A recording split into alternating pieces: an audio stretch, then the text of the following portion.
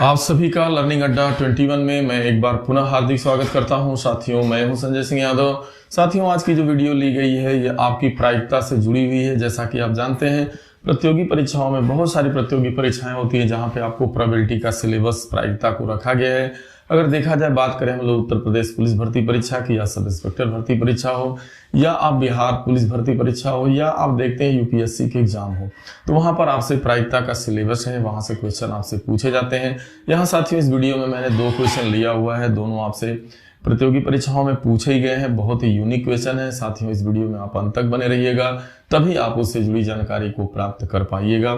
चलिए साथियों, हम लोग ज्यादा देर न करते हुए वीडियो की शुरुआत करते हैं। यहाँ पे पहला क्वेश्चन इस प्रकार से लिया गया कि एक निष्पक्ष पासा फेंका जाता है, प्राप्त संख्या सही वर्ग और सही घन है, तो इसकी प्रायिकता ज्ञात करना है आपको। कहने का मतलब आप जानते हैं कि जैसे ही कोई पासा होता है या आपका डाइस होता है, तो कोई भी पासा हो या डाइस हो आपका, तो उसके पास आप देखते हैं जो अंकों की संख्या होती है वो 1 आएगा, या तो 2 आएगा, 3, 4, 5, 6 पृष्ठ होते हैं, और यही 6 संख्याओं के आने की संभावना होती है, 1 से लेकर के 6 तक। लेकिन यहाँ बात करी जाइए, ये कहा जा रहा है कि एक निष्पक्ष पासा फेंका जाता है। कोई एक पासा जब आप प्रक्षेपित करते हैं, यानी आप फेंकते हैं, तो कह रहा है क्या, कौन सा अंक ऊपर आना चाहिए, क्या आना चाहिए, तो प्राप्त कह रहा है, प्राप्त संख्या जो आए वो कह रहा है सही वर्ग या सही घन हो, यानी जो भी नंबर ऊपर आना चाहिए वह नंबर या तो स्क्वायर हो या तो वो क्यूब के रूप में नंबर होना चाहिए, यानी या तो वर्ग संख्या हो या तो घन संख्या हो, यानी या तो वर्ग संख्या होनी चाहिए या घन संख्या। तो हम देखिए इन 6 नंबरों के अलावा तो अन्य कोई नंबर ऊपर आएगा नहीं, 1 से लेकर 6 तक ही अंक आएंगे। लेकिन जब आप यहाँ देखते हैं दोनों कंडीशन दिया है, यानी उसे क्या होना चाहिए, वर्ग भी होना चाहिए और साथ में घन भी, वर्ग और घन दोनों होना चाहिए। तो आप देख पा रहे हैं, जैसे ही आप अगर मान लीजिए 1 को देखते हैं, तो 1 अपने आप में वर्ग संख्या भी है और 1 अपने आप में घन संख्या भी है, ठीक है। लेकिन यदि आप 2 पे डालेंगे तो 2 होगा ही नहीं आपका, 3 भी नहीं होगा, यहाँ पे 4, तो 4 को जैसे ही आप देखिएगा तो 4 2 का वर्ग जरूर है, लेकिन 4 जो है किसी भी संख्या का घन नहीं है, तो ये घन नहीं है, हमें दोनों होना चाहिए। यहाँ लिखा है सही वर्ग और सही घन होना चाहिए, तो ये कंफर्म हो गया कि हमारी जो वर्ग संख्या इनमें मिलेगी वो मात्र आपकी 1 मिलने वाली है। यानी वह संख्या है कितनी भाई, कह रहा है इसकी कितनी प्रायिकता है, तो वह जो संभावना बन रही है उसकी अगर आप संख्या देखेंगे तो मात्र जो है 1 बन रही है, एक ही एक ऐसी संख्या।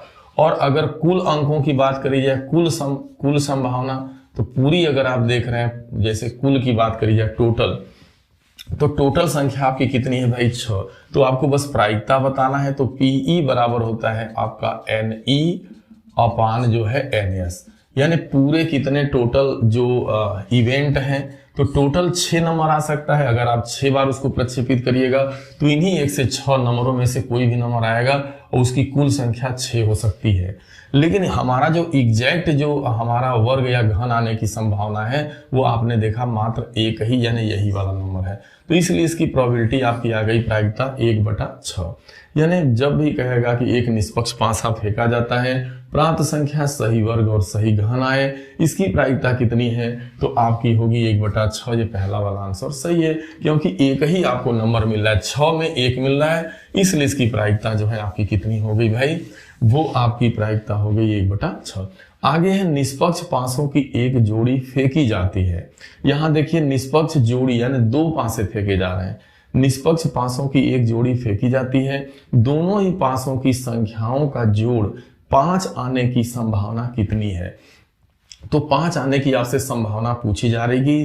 देखिए यहाँ 2 पासे फेंके जा रहे हैं दोनों ही पासों की, तो मान लीजिए जब आप 2 पासा फेंकेंगे, मान लीजिए ये आपका पहला पासा हो जाएगा और ये आपका मान लीजिए दूसरा पासा है, ठीक है।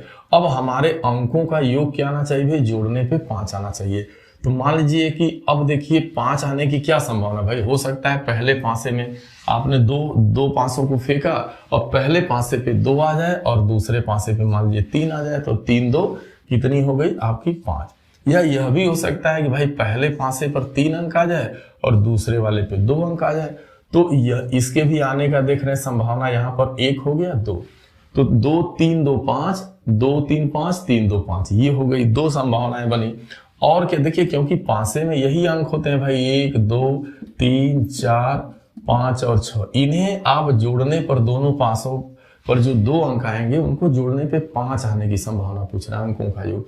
तो या तो आपका 3 2 5 होगा, या तो आपका 4 और 1 5 होगा, या तो 1 इस पे आ जाए और यहाँ 4 आ जाए। भाई पहले में 1 आए, दूसरे पासे पे 4, तब भी तो 5 होगा। और यहाँ पे अगर पहले में 4 आ जाए और दूसरे में 1 आ जाए, तब भी तो 5 होगा। इसके अलावा आप किसी भी आपस में जोड़िएगा तो कोई भी 5 आने की संभावना नहीं। तो इस तरीके से आप देख पा रहे हैं कि यहाँ जो संभावना बन रही है, यहाँ पे देखने से पहले और दूसरे पास वो कितनी है आपकी 4। तो ये संभावना 4 है, लेकिन आप देख पा रहे हैं कि जो है 4 संभावना लेकिन 2 पासों में। तो अब यहाँ पे आएंगे आप अंकों का योग, बस आपको लिखना होगा अंकों का योग 5 आने की आपको बताना है संभावना।